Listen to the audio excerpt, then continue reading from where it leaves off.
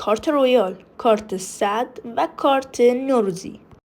ولی خب این کارت آرزوی تمام کیمدی فناست. ولی به دست آوردن این کارت اصلا کار راحتی نیست.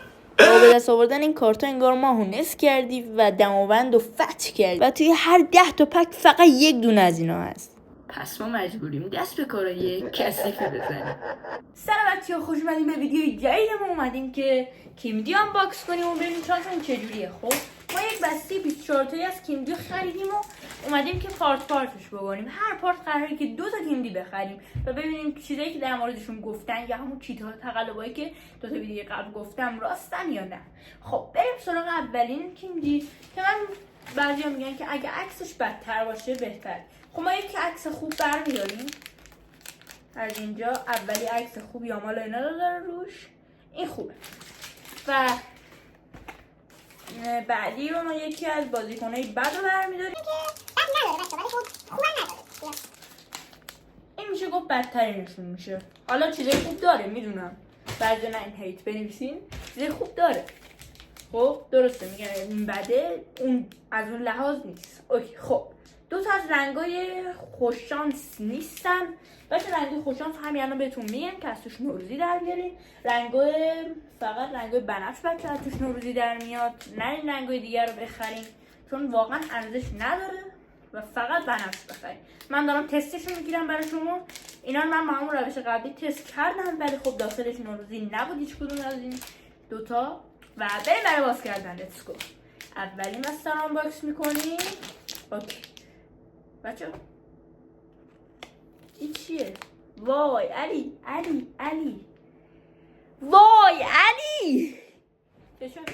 همین ویدیو قبلی گفتم بنفش خوبه، نوروزی در من. شانسمون بچه بالاست. خب هر کارتی که دست میذاریم روش بهترینه.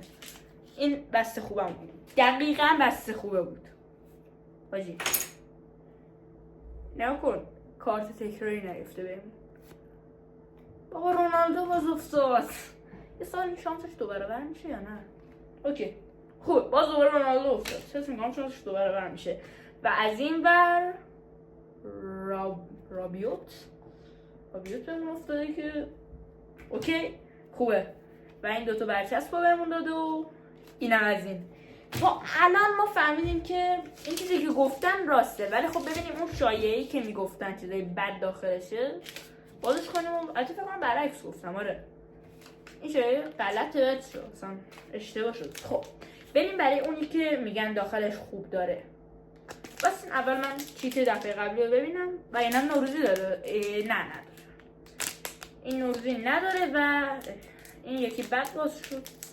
نوروزی نداره به دلیل اینکه بد باز شد. چیزهای جدید، چیزهای سمی من.